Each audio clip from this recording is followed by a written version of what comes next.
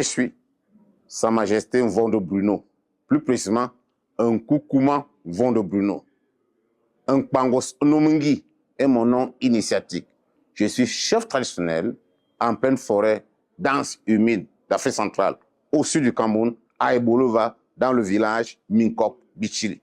Je suis devenu chef traditionnel à travers mon grand-père, qui avait décidé que c'est le premier fils à sa première fille qui sera son héritier. Je suis devenu chef traditionnel à l'âge de 35 ans et on est chef traditionnel à vie.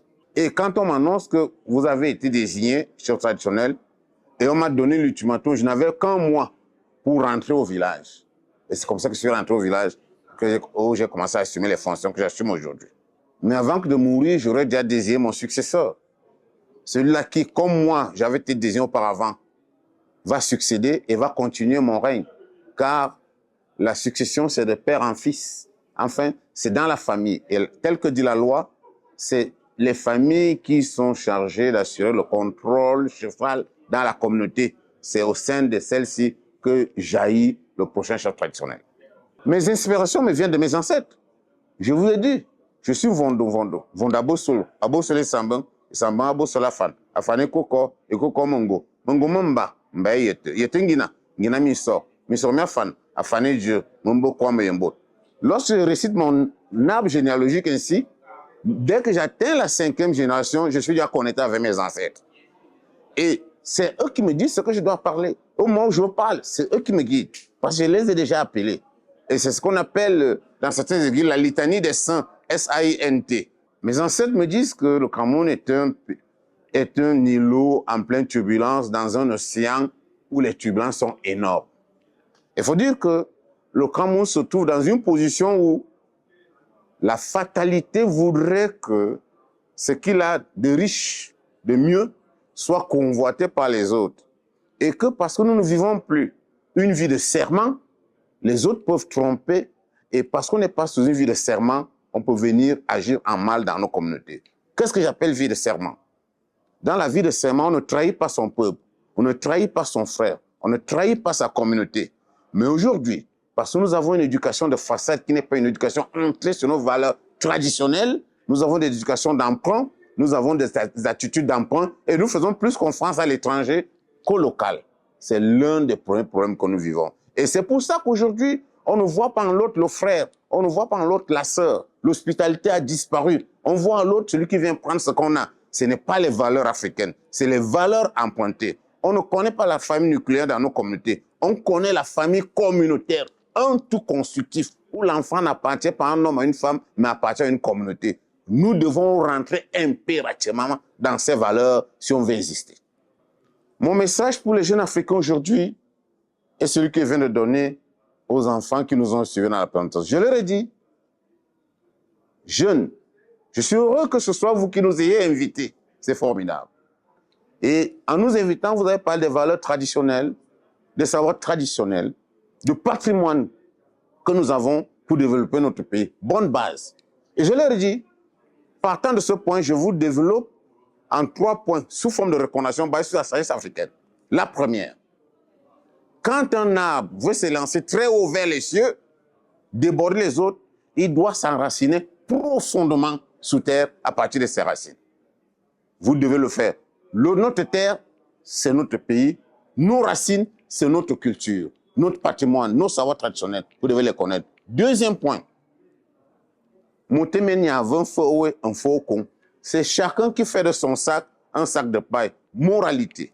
Il appartient à chacun de vous d'assumer son destin. Ce n'est pas l'autre qui viendra décider de votre destin, mais vous, par votre attitude, par votre savoir-faire, votre mentalité, votre vaillance. Troisième point, Zoyak Eli Metin, l'éléphant avance et laisse des traces. Nous sommes des éléphants. Et lorsque nous avançons, nous devons laisser des traces. Pas des traces de pleurs, mais des traces de plaisir. Qui disent, ici ont vécu des hommes vaillants qui nous ont laissé des images, qui existent, qui parlent, même quand ils sont partis. Je suis le président du RECTRAD, qui est le réseau des chefs traditionnels d'Afrique pour la gestion durable de la biodiversité et des écosystèmes de forêt. L'enjeu, c'est que si les forêts venaient à disparaître, l'autorité traditionnelle viendrait à disparaître. Et c'est pour ça que tout dernièrement, à la Commission des forêts du bassin du Congo, nous avons dit, lorsque nos forêts se meurent, nos traditions aussi.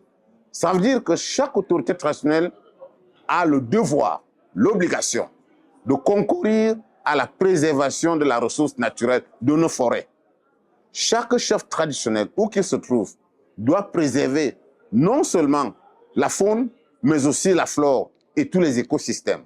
Parce que c'est cet élément qui nous permet d'implanter notre culture. Et nous voudrons, et nous remercions par exemple l'État camerounais, qui a pensé aujourd'hui aux aires protégées communautaires, qui dans certains milieux sont appelées les forêts sacrées. Et nous pensons aux dispositions internationales qui parlent aujourd'hui des autres mesures efficaces de conservation par zone.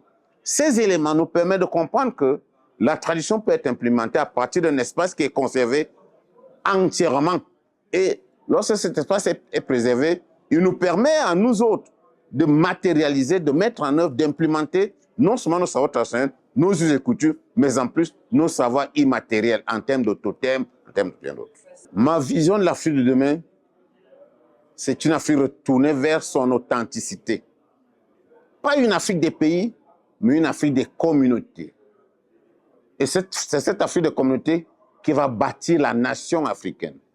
Parce que tant qu'on ne valorise pas la communauté, quand on valorise l'individu, quand on valorise l'individualisme, l'égocentrisme, le capitalisme à outrance, nous ne serons pas cette Afrique qui peut se développer. Ce ne sont pas nos valeurs. Aucun peuple ne s'est développé avec la culture de notre peuple. Aucun peuple ne s'est développé avec la spiritualité de notre peuple. Nous devons revenir nous-mêmes et implémenter cela pour aller au rendez-vous et donner et recevoir avec les autres, savoir ce que nous donnons. Si nous n'avons pas ces éléments, nous serons des hommes de véranda qui ne pourront pas apprécier authentiquement ce qu'ils ont. Mais si nous développons ces choses et nous allons au rendez-vous des autres pour capter les autres et être avec nous, nous pourrons ensemble faire comme parce que je vais apporter, l'autre va apporter, nous allons ensemble construire ce qui fait grandir le monde. Chacun avec sa spécificité. La modernité ne doit pas être des emprunts qu'on vient transplanter chez nous. La modernité doit être pour nous l'amélioration de ce que nous avons pour être au rendez-vous des autres. Le monde se construit, le monde se développe, c'est une très bonne chose. Mais il faut que cette situation soit assise sur des valeurs morales authentiques. S'il n'y a pas de valeurs morales, tout sera utilisé pour des causes qui ne soient pas nobles. Je prends un exemple. Le couteau que j'utilise pour préparer la cuisine, si je n'ai pas de bonnes valeurs authentiques, je vais l'utiliser pour poignarder l'autre. Donc, ce sera le revers de la médaille. Si l'utilisation des outils technologiques, la modernité qu'on a aujourd'hui, n'est pas basée sur un ensemble de valeurs morales bien étudiées, bien appropriées, il sera difficile de construire un monde serein. Tout le monde aura peur d'être dans la rue, d'être dans sa propre maison.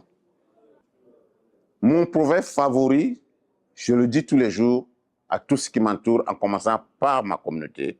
Il faut penser, respirer, vivre son village.